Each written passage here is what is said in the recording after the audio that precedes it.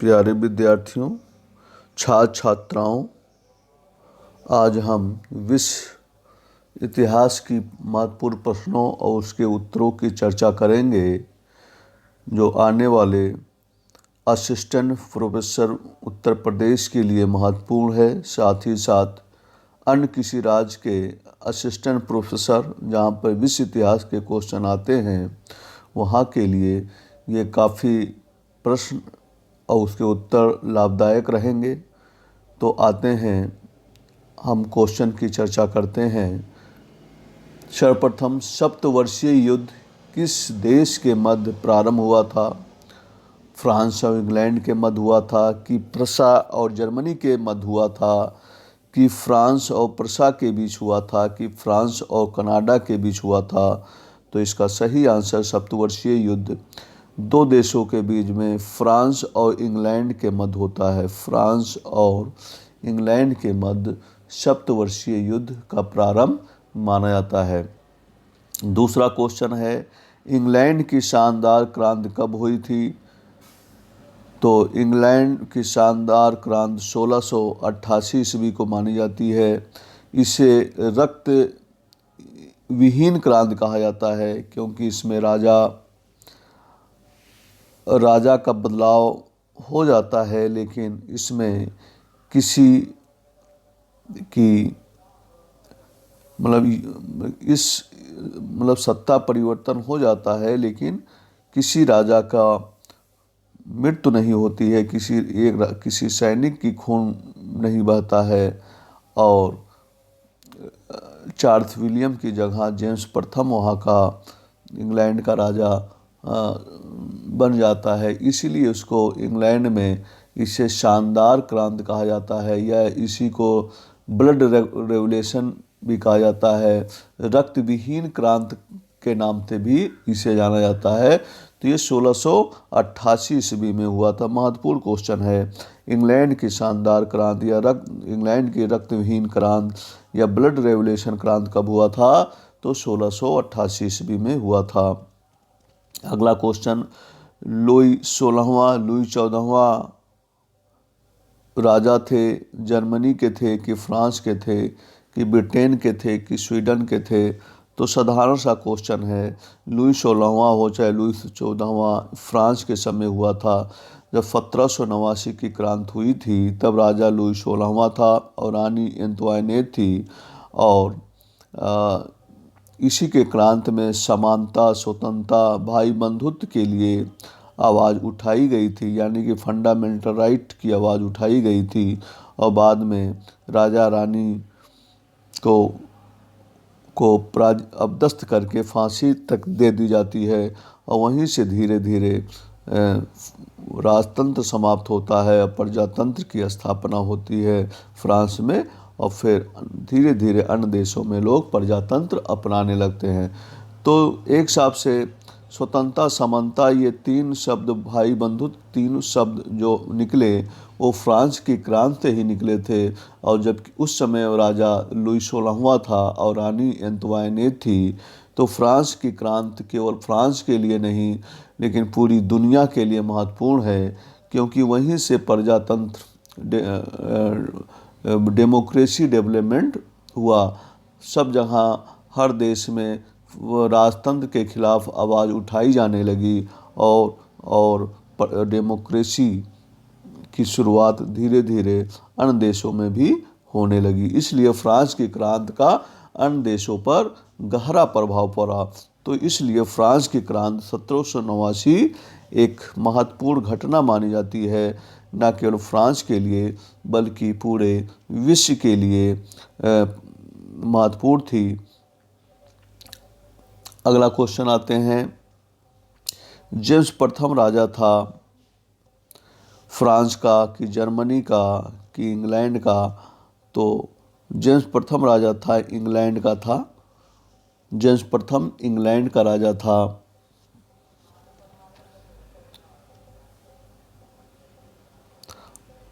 अगला क्वेश्चन, फ्रांसीसी राजाओं में सबसे महान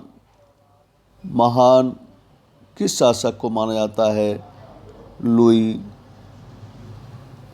16वां को माना जाता है, कि लुई 15वां को माना जाता है, कि हेनरी सेकंड को माना जाता है, कि हेनरी चतुर्थ को माना जाता है। तो फ्रांसीसी राजाओं में सबसे महान शासक हेनरी चतुर्थ को माना जाता है। खास बात है, हेनरी चतुर्थ को माना जाता है। अगला क्वेश्चन, मैं अपना राज, मित्र, शरीर, आत्मा सब कुछ चर्च के लिए न्यौछावर कर सकता हूँ। ये किसने कहा था? चार्ल्स पंचम ने कहा था, कि चार्ल्स सेवेंथ ने कहा था, कि फिलिप सेकंड ने कहा था, कि हेनरी सिक्स ने कहा था? तो इसका सही आंसर होगा चार्ल्स पंचम। चार्ल्स पंचम होगा। मैं अपना राज, मित्र, शरीर, आत्मा सब कुछ चर्च के लिए न्यौछावर कर सकता हूँ। ये कथन है चार्ल्स पंचम के। अगला क्वेश्चन है, स्पेन में किस वंश का शासन था? बुर्बो वंश का था, कि यहूदी वंश था, कि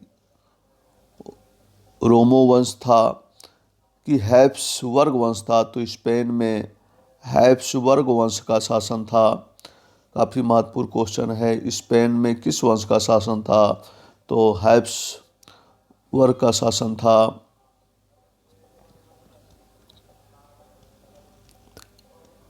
अगला क्वेश्चन है,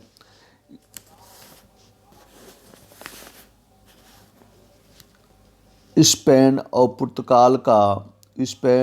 पुर्तगाल का एकीकरण हुआ था चार्ल्स पंचम के काल में, कि फर्डिनेंड के काल में, कि हेनरी अष्टम के काल में हुआ था?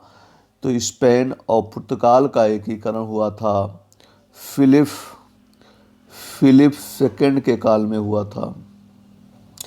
स्पेन और पुर्तगाल का एकीकरण हुआ था फिलिप सेकंड के काल में हुआ था।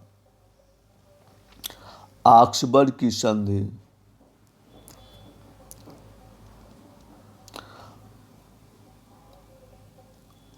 ऑक्सबर्ग की संधि के संबंध में कौन सा कथन सत्य है?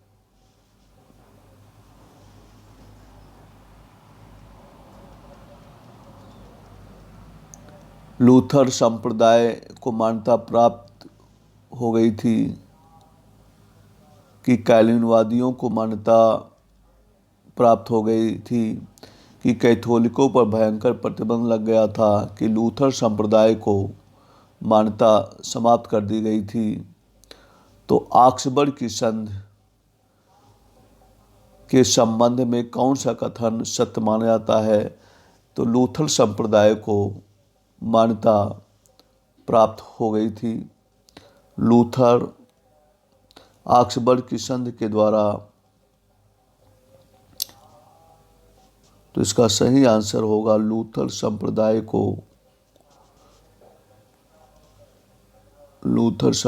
को मान्यता प्राप्त हो गई थी। अगला क्वेश्चन,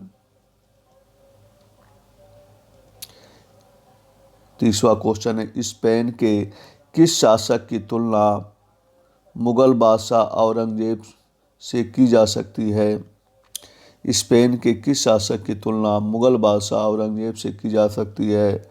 चार्ल्स पंचम, विलियम मोरिस, या फिलिप सेकेंड? तो इसका सही आंसर जो होगा वो होगा फिलिप सेकेंड की तुलना औरंगजेब से की जाती है। जो स्पेन के शासक हैं, फिलिप सेकेंड की तुलना औरंगजेब से की जाती है। अगला क्वेश्चन है, 30 वर्षीय युद्ध कब से कब तक चला? यानी 30 वर्षीय युद्ध किस सन से प्रारंभ हुआ? तो इसका सही आंसर क्या होगा? ये 1610 से 1640 तक चला, कि 1550 से लेकर 1580 ईस्वी तक चला, कि 1650 से लेकर 1680 तक चला, कि 1618 से लेकर 1648 ईस्वी तक चला? तो 30 वर्षीय युद्ध 1618 से लेकर 1648 ईस्वी तक को चला। मतलब 30 वर्षीय युद्ध 1618 ईस्वी से लेकर 1648 ईस्वी के बीच चला। ऑक्सफोर्ड की संधि कब हुई थी? ऑक्सफोर्ड की संधि कब हुई थी? 1555 ईस्वी में, कि 1688 ईस्वी में, कि 1544 में, कि 1888 ईस्वी में हुआ था? तो ऑक्सफोर्ड की संधि 1555 ईस्वी में हुआ था। अगला क्वेश्चन है, 30 वर्षीय युद्ध का प्रमुख कारण क्या था? 30 वर्षीय युद्ध होने का धार्मिक कारण था, कि आर्थिक कारण था, कि राजनीतिक था, कि उपर्युक्त सभी था? तो 30 वर्षीय युद्ध होने के प्रमुख कारण सभी थे, धार्मिक कारण भी थे और सामाजिक कारण भी थे और आर्थिक कारण भी थे। तो इस प्रकार से इसके उपर्युक्त इसमें सभी होगा। 30 वर्षीय युद्ध का प्रमुख कारण, धार्मिक कारण, आर्थिक कारण, राजनीतिक, सभी तीनों कारण थे। 30 वर्षीय युद्ध की समाप्ति किस संधि से मानी जाती है? Most important question. 30 वर्षीय युद्ध की समाप्ति किस संधि से मानी जाती है? वेस्टफेलिया की संधि 1648 ईस्वी में हुआ था, कि ऑक्सफोर्ड की संधि 1555 ईस्वी में, पेरिस की संधि 1919, या इनमें से कोई नहीं? तो 30 वर्षीय युद्ध की समाप्ति वेस्टफेलिया की संधि से हुई थी, जो 1648 ईस्वी की मानी जाती है। वेस्टफेलिया की संधि 1648 ईस्वी के तहत 30 वर्षीय युद्ध को समाप्त किया गया था। तो ये काफ़ी इम्पोर्टेंट क्वेश्चन है, महत्वपूर्ण क्वेश्चन है। अंतर्राष्ट्रीय कानून का प्रवर्तक किसे माना जाता है? अंतर्राष्ट्रीय कानून का प्रवर्तक किसे माना जाता है? इरास्मस को माना जाता है, कि एडम स्मिथ को माना जाता है, कि मार्टिन लूथर को कहा जाता है, कि मैकियावेली को कहा जाता है? तो अंतर्राष्ट्रीय कानून का प्रवर्तक मैकियावेली को माना जाता है। अंतर्राष्ट्रीय कानून का प्रवर्तक मैकियावेली को माना जाता है। अगला क्वेश्चन, मैं ही राज हूँ, आई एम स्टेट किसने कहा था? लुई 16वां ने कहा था, लुई 15वां ने कहा था, कि हेनरी चतुर्थ ने कहा था, कि लुई चतुर्थ ने कहा था? तो मैं ही राज हूँ, ये फ्रांस की क्रांति के समय में लुई चतुर्थ कहता है। लुई 14वां कहता है कि I am a state, I am a country, मैं ही राज्य हूँ, मैं ही देश हूँ। मैं, राजा कहता है अपने आप को, वो कहता है जो मैं बोलता हूँ वही कानून बन सकता है। राजा पर कोई भी संस्था कोई भी संस्था राजा के अधिकारों पर रोक नहीं लगा सकती और राजा स्वतंत्र होता है। दैवीय सिद्धांत का प्रतिपादक करने वाला हम कह सकते हैं कि लुई चतुर्थ था। वो कहता था कि मैं ही ईश्वर हूँ, मैं ही सब कुछ हूँ राज के लिए। तो इसलिए यह शब्द गढ़ा गया है, I am a state, I am a country. ये कहने वाला राजा लुई 14वां था। इंग्लैंड में, अगला क्वेश्चन 37वां है, इंग्लैंड में स्टुअर्ट वंश का प्रथम शासक किसे माना जाता है? इंग्लैंड में स्टुअर्ट वंश का प्रथम शासक किसे माना जाता है? मैरी को, चार्ल्स प्रथम को, कि विलियम को, कि जेम्स प्रथम को माना जाता है? तो इसका सही आंसर जो होगा वो होगा जेम्स प्रथम को माना जाता है। इंग्लैंड में स्टुअर्ट वंश का प्रथम शासक जेम्स प्रथम को माना जाता है। निम्नलिखित स्टुअर्ट शासकों में से कौन राजा के दैवीय अधिकारों में विश्वास करता था? तो इसका सही आंसर जो होगा वह होगा चार्ल्स प्रथम है, कि जेम्स सेकंड है, कि चार्ल्स सेकंड है, कि जेम्स प्रथम है? तो स्टुअर्ट शासकों में सर्वप्रथम राजा के दैवीय अधिकार को जेम्स प्रथम मानता है। दैवीय अधिकार कि स्वयं अपने आप को ईश्वर का प्रतिबिंब कहना, जैसा कि बलबन कहता था कि मैं ही कहता था मैं ईश्वर का प्रतिबिंब हूँ, वैसा ही फ्रांस वहाँ के राजा स्टुअर्ट वंश के शासकों ने भी अपने आप को ईश्वर से जोड़ा है, ईश्वर का प्रतिबिंब बताया है। और और राजा के दैवीय अधिकार को प्रतिपादित करने वाला पहला राजा जेम्स प्रथम को माना जाता है। एलिजाबेथ प्रथम शासिका थी, फ्रांस की थी कि जर्मनी की थी कि स्पेन की थी? तो एलिजाबेथ प्रथम शासिका इंग्लैंड की महारानी मानी जाती हैं। इंग्लैंड की महारानी थी एलिजाबेथ प्रथम।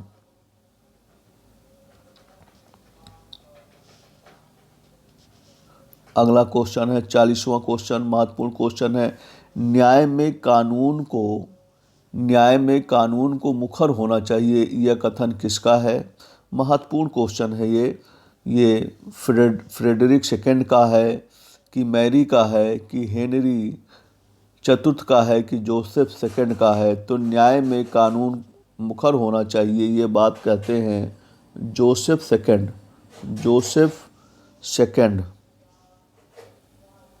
जोसेफ सेकंड कहते हैं न्याय में कानून को मुखर होना चाहिए, ये बातें जोसेफ सेकंड कहते हैं। काफ़ी इंपॉर्टेंट क्वेश्चन है, most important question, very important question. आधुनिक रूस का निर्माता किसे माना जाता है? Most important question. आधुनिक रूस का निर्माता किसे माना जाता है? कैथरीन सेकंड को माना जाता है कि पीटर थर्ड को माना जाता है कि पीटर महान को माना जाता है? तो आधुनिक रूस का निर्माता पीटर महान को माना जाता है। पीटर के मुख्य उद्देश्य क्या थे? एक, तंत्र की स्थापना, पाश्चात्यकरण करना या पश्चिम तथा दक्षिण में विस्तार करना। तो इसके सभी थे। पीटर के मुख्य उद्देश्यों में एक तंत्र की भी स्थापना का लक्ष्य भी था, पाश्चात्यकरण भी था, पश्चिम और दक्षिण में विस्तार भी करना था। तो इसके उपर्युक्त सभी माने जाएंगे। फ्रांस की क्रांति कब प्रारंभ हुई थी? 5 मई 1789 को हुई थी कि 10 मई 1789 को हुई थी कि 25 जून 1789 को हुई थी कि 30 जून 1789 को हुई थी? तो फ्रांस की क्रांति 5 मई 1789 को हुई थी। मोस्ट इंपॉर्टेंट क्वेश्चन, इसको एकदम याद कर लीजिए। 5 मई 1789 को फ्रांस की क्रांति हुई थी। शक्ति के पृथक्करण का सिद्धांत सर्वप्रथम किसने दिया था? महत्वपूर्ण क्वेश्चन है। मॉन्टेस्क्यू ने, रूसो ने, वोल्टेयर ने कि नेपोलियन ने? तो शक्ति के पृथक्करण का सिद्धांत सर्वप्रथम मॉन्टेस्क्यू ने दिया था कि न्यायपालिका कार्यपालिका को अलग कर दिया जाए। तो ये विचार सबसे पहले मॉन्टेस्क्यू ने दिया था। तो इस प्रकार से न्याय करने के लिए अलग, प्रशासन करने के लिए अलग, कानून बनाने के लिए अलग। तो कार्यपालिका, न्यायपालिका और विधायिका तीनों को अलग करने का विचार सर्वप्रथम मॉन्टेस्क्यू के दिमाग में आया था। इसलिए बहुत ही मोस्ट इंपॉर्टेंट क्वेश्चन है। शक्ति के पृथक्करण का सिद्धांत मॉन्टेस्क्यू ने दिया था। ये टीजीटी में भी आ सकता है। महत्वपूर्ण क्वेश्चन, ये हायर एजुकेशन में तो आ ही सकता है। अगला क्वेश्चन है स्पिट ऑफ लॉज के लेखक कौन से हैं? स्पिट ऑफ लॉज के लेखक हैं वोल्टेयर माने जाते हैं। वोल्टेयर। स्पिट ऑफ लॉज के लेखक कौन है? वोल्टेयर माने जाते हैं। तो प्रिय छात्र छात्राओं, असिस्टेंट प्रोफेसर की तैयारी करने वाले छात्र छात्राओं से अनुरोध है कि एक बार इन प्रश्नों को पढ़ें और उसका आंसर याद कर लें। आने वाले असिस्टेंट प्रोफेसर पे ये क्वेश्चन आ सकता है। तो मैं डॉक्टर शैलेंद्र मिश्रा आपसे अनुरोध करते हैं सभी छात्र छात्राओं से कि हमारा चैनल टारगेट विद शैलेंद्र है, उन पर सब्सक्राइब कीजिए, जिससे कि मेरा नोटिफिकेशन समय समय पर आप सभी छात्र छात्राओं को मिलता रहे और मैं आप सभी का मार्गदर्शन समय समय पर करता रहूं और आप असिस्टेंट प्रोफेसर बनकर अपने दायित्वों को सही ढंग से निभाएं, अपने भविष्य को उज्ज्वल करें। आने वाले 2023 में असिस्टेंट प्रोफेसर में आप सफल हों, ऐसी मेरी ईश्वर से कामना है। धन्यवाद।